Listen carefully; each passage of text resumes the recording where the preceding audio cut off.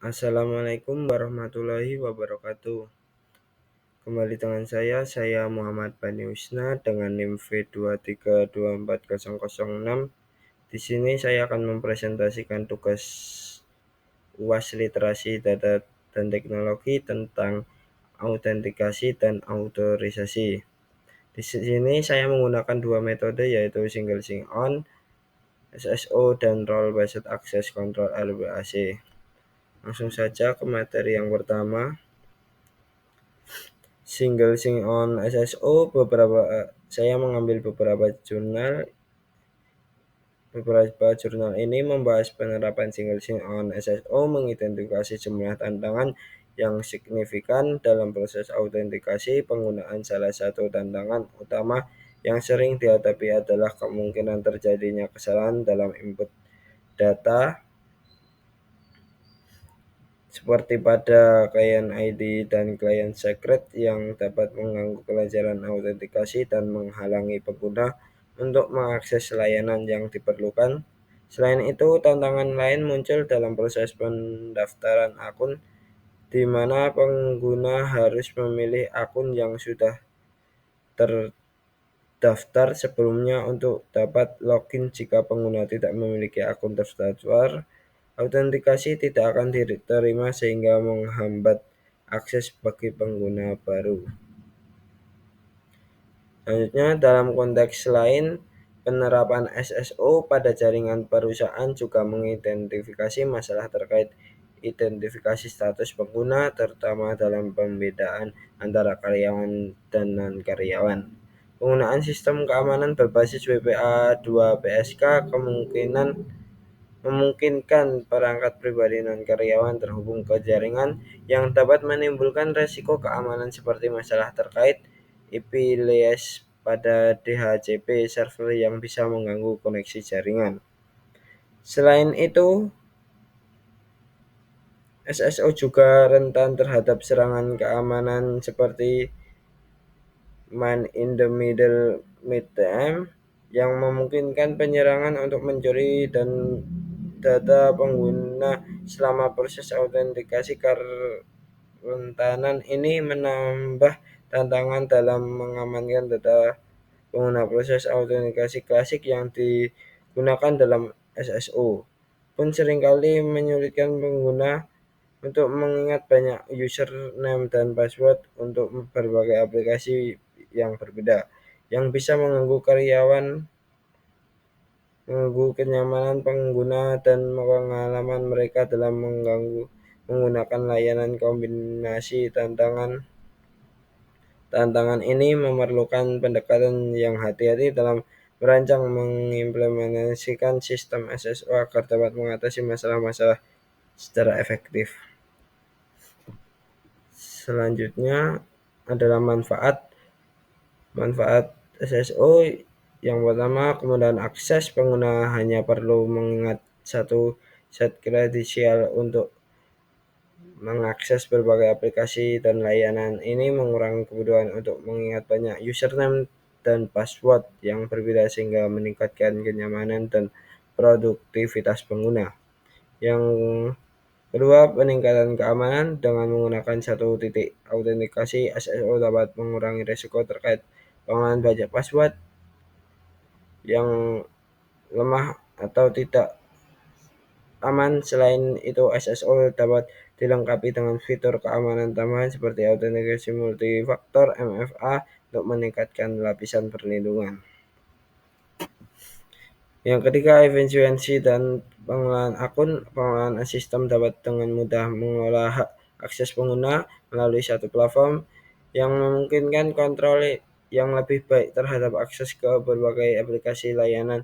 Hal ini memudahkan dalam mengatur izin pengguna dan mendeteksi potensi ancaman keamanan. Yang terakhir, mengurangi beban pengguna dan administrasi. Pengguna tidak perlu lagi sering melakukan reset password atau menghadapi kendala terkait pengolahan banyak akun. Ini juga mengurangi beban administrasi dan mengelola berbagai akun pengguna yang terpisah. Yang terakhir, kesimpulan, meskipun penerapan single sign-on SSO menawarkan banyak manfaat seperti kemudahan akses, peningkatan keamanan, dan efisiensi dalam pengelolaan akun, ada sejumlah tantangan yang perlu diatasi. Kesalahan dalam input data, autentikasi kesulitan dalam pendaftaran akun bagi pengguna baru, serta kerentanan terhadap serangan keamanan seperti man in the middle adalah beberapa tantangan yang dapat mempengaruhi kelancaran sistem SSO.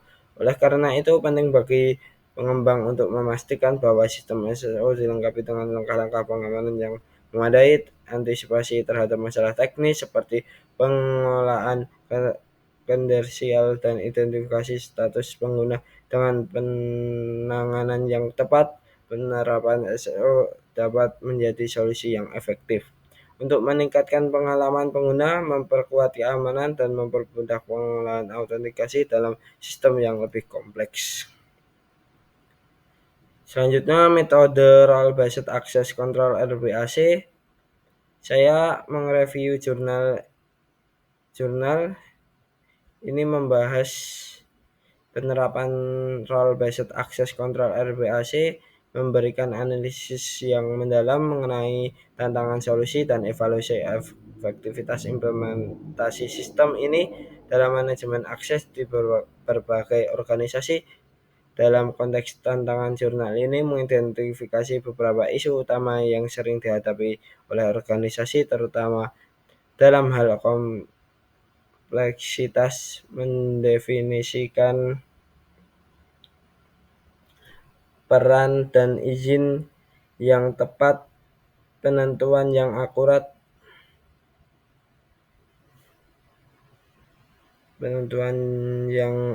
sangat penting karena kesalahan dalam menentukan peran dalam menyebabkan akses yang tidak sah atau pembatasan akses yang tidak semestinya. Selain itu, tantangan lain yang dihadapi adalah kesulitan dalam mengolah akses yang terus berubah seiring dinamika organisasi seperti perubahan struktur organisasi, penambahan atau pengurangan karyawan, dan perubahan kebijakan yang dapat mempengaruhi akses pengguna.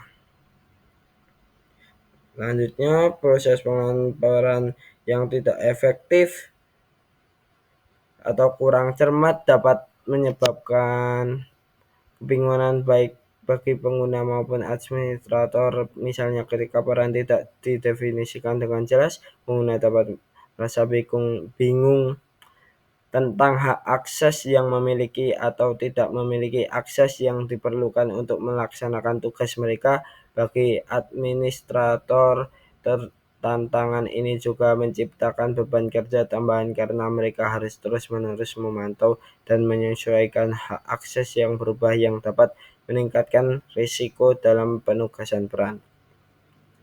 Selain itu, dinamika dalam pengelolaan akses yang berkelanjutan dalam meningkatkan risiko akses tidak sah yang pada gilirannya dan mengancam integritas kerahasiaan data jika peran tidak ditetapkan dengan benar atau hak akses tidak diperbarui sesuai dengan perubahan yang terjadi dalam organisasi. Potensi untuk kebocoran atau serangan cyber meningkat. Oleh karena itu, jurnal ini menyoroti pentingnya pengembangan pendekatan yang efektif dalam mendefinisikan, mengelola, dan memonitor peran serta izin dalam sistem RBAC.